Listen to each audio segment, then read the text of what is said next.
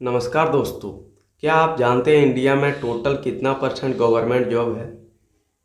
India में सिर्फ 2% government job है और बाकी बात 98% प्राइवेट जॉब है। और रही बात रिजर्वेशन की, तो सोसाइटी से जो कम्युनिटी बहुत पीछे रह गया था उसको इसी 2% सरकारी नौकरी में रिजर्वेशन दिया जाता है। रिजर्वेशन से किसी को गरीब या अमीर बनाना नहीं है, बल्कि किसी एक पिछड़े वर्ग के लोगों में साहस भरा जाता है। यह रिजर्वेशन प्रशासन में, कानून व्यवस्था में, पार्लियामेंट में, सभी जगह जिसको इतिहास में मौका नहीं दिया गया था, अब उन्हें भी रिजर्वेशन की मदद से उन्हें मौका मिल रहा है। सुप्रीम कोर्ट ने हाल ही में एक फैसला सुनाया है और इस फैसले में कोर्ट ने अपने ही पुराने फैसले के नियम को बदल दिया है। सुप्रीम कोर्ट को 20 साल बाद पता चला है कि पुराना फैसला गलत था। उसको पलट देते हैं 4 जज ने, जो 2004 में फैसला सुनाया था, और अब 2024 में 7 जज की बेंच ने इस फैसले को बदल दिया है और अब SC ST में कैटेगराइजेशन को परमिट कर दिया है।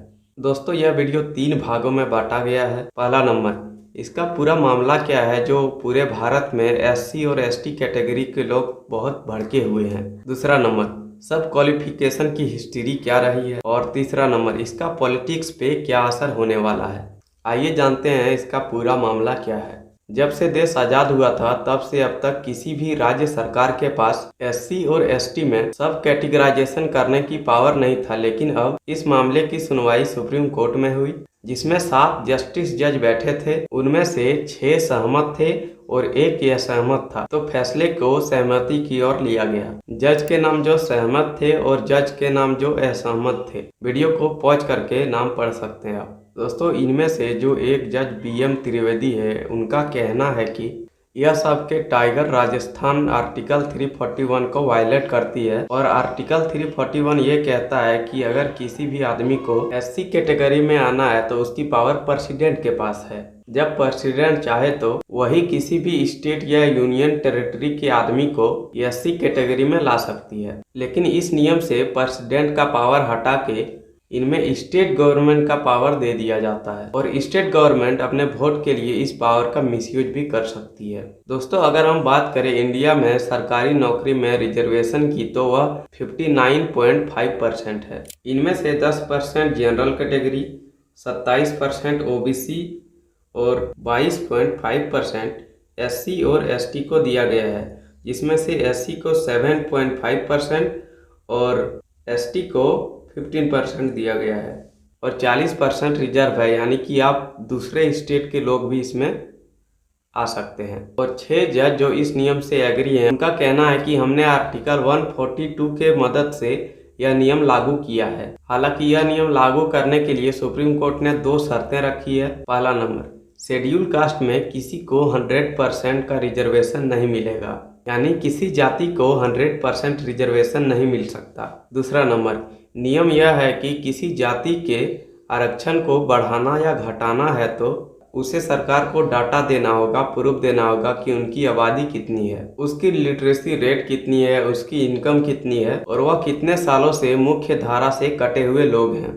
अब बात करते हैं रिजर्वेशन सिस्टम में सब क्वालिफिकेशन की हिस्ट्री की। दोस्तों, वैसे तो रिजर्वेशन सिस्टम राजा महाराजाओं के समय से ही लागू है, हजारों साल पहले से ही, लेकिन SC कैटेगरी में सब क्वालिफिकेशन पंजाब में हुआ था, जो 1975 में हुआ था सबसे पहले, और यह 2005 तक चल गया था, लगभग 30 साल। सब कैटेगराइजेशन SC कैटेगरी के लोगों में हुआ था, जिसमें पंजाब में आने वाले वाल्मीकि समाज और मजहबी सिख समाज के बीच सब क्वालिफिकेशन हुआ था, लेकिन इसे सुप्रीम कोर्ट ने रोक दिया और इसे सामान्य का विरोध बताया, और इसी कारण 2004 में ही पंजाब में भी वाल्मीकि और मजहबी सिख का सब कैटेगराइजेशन रुक गया।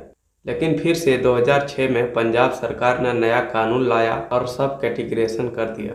फिर 2010 में पंजाब सरकार और सुप्रीम कोर्ट के बीच बहस होता है, जिसका फैसला 2020 में होने वाला था, क्योंकि सुप्रीम कोर्ट में लाखों केस पेंडिंग पड़े हुए थे, जिसके कारण यह फैसला 10 साल तक टल गया। और जो फैसला 2020 में होने वाला था, वही फैसला 2024 में हुई 7 जजों के द्वारा, जो कि 9 जनवरी 2024 को फैसला सुनाया गया। लेकिन कोर्ट में सुरक्षित फैसला रखी गई और इसे पब्लिक में अनाउंस नहीं किया गया। अगर सीधी तौर पे बात करूं तो यह फैसला जो 2010 में पंजाब सरकार और सुप्रीम कोर्ट के आमने सामने हुई थी। इस फैसले की सुनवाई 14 साल बाद हुई और इस फैसले को जो सुरक्षित रखा गया था वो 1 अगस्त 2024 को पब्लिक में अनाउंस कर दिया गया। दोस्तों, जो 6 जज इस नियम के समर्थन में थे उनमें से एक जज पंकज मित्तल ने कहा, रिजर्वेशन सिर्फ मिलनी चाहिए हाई लेवल जॉब वालों की, फर्स्ट जनरेशन वालों को ही, उसकी दूसरी जनरेशन को रिजर्वेशन का लाभ नहीं मिलना चाहिए। अब बात करते हैं इस मामले पर पॉलिटिक्स का क्या असर पड़ता है। दोस्तों, पहले सरकारी नौकरी में इस फैसले से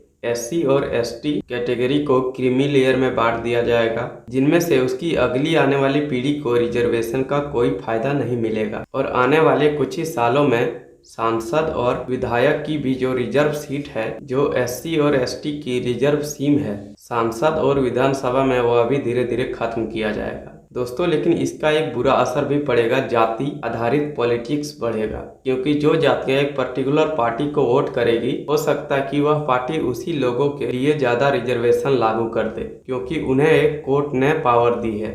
दोस्तों, कई सारे पॉलिटिकल एक्टिविस्ट का यह भी मानना है कि यह कानून अंग्रेजों वाला कानून है, जो अंग्रेज 100 साल पहले किया करते थे।